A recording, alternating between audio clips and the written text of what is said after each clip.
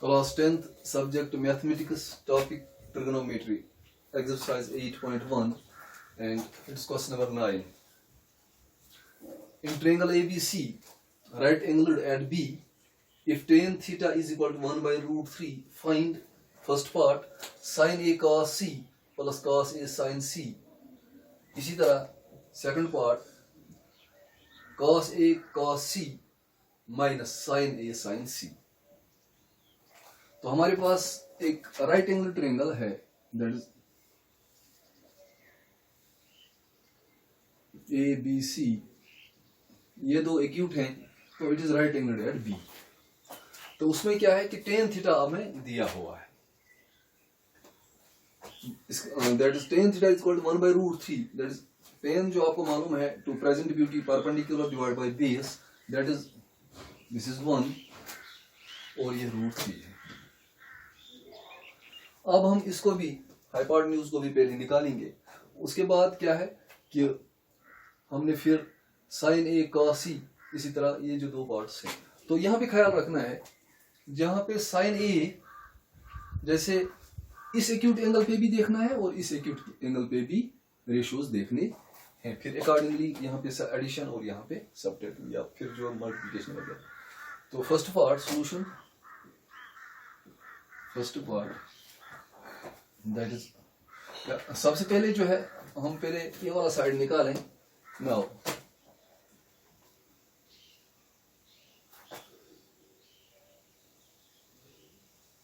Bye Pythagoras theorem solution, by Pythagoras theorem,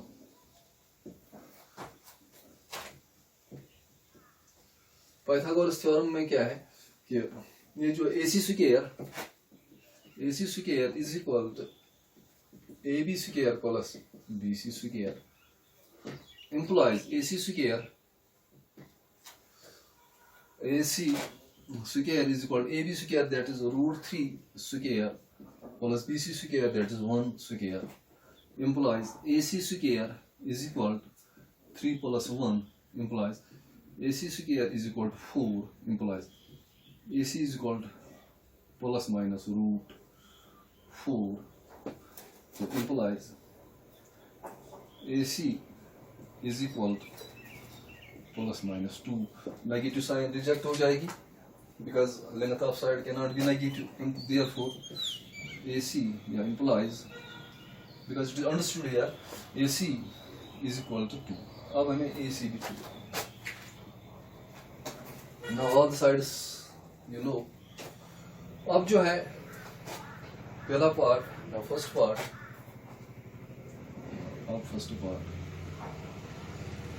sin A cos C plus cos A sin C. यहाँ पे sin A यानी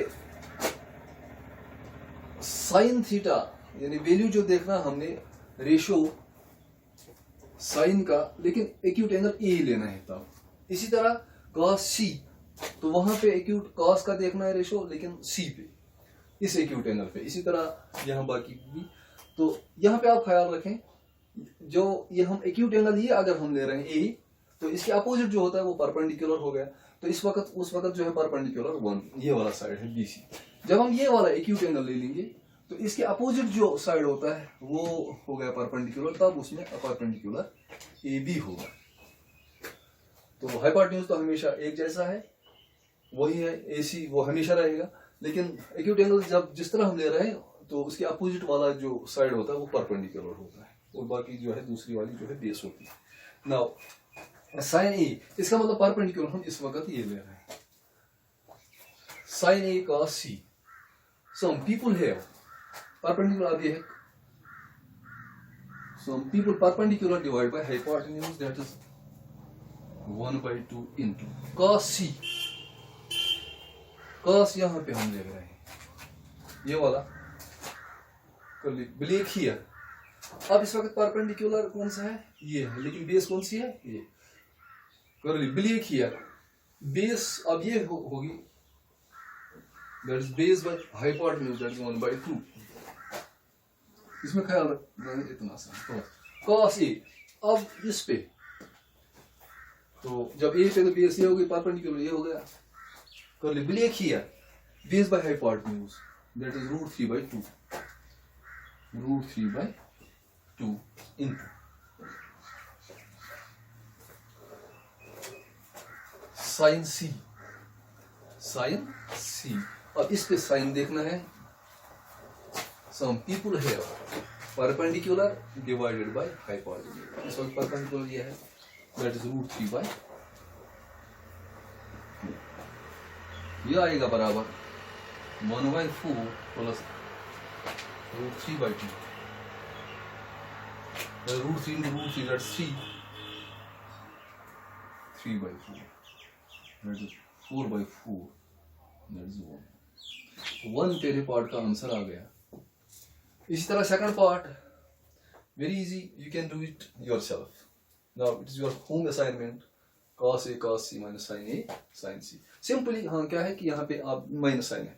अब जो है खास बात क्या इसमें हमने देखी यहाँ पे यह ख्याल रखना है कि जो एक्यूट एंगल जो हम ले रहे हैं उसका अपोजिट उस वक्त परपेंडिकुलर है तो बच्चे ये गलती ना करें कि हमेशा यही बेस रहेगी और यह परपेंडिकुलर ऐसी बात नहीं है। जैसे आप ये वाला एक्यूट एंगल ले रहे हैं तो इसका अपोजिट परपेंडिकुलर हो गया। तो second part you try it is your home assignment now today's class is over. Thank you.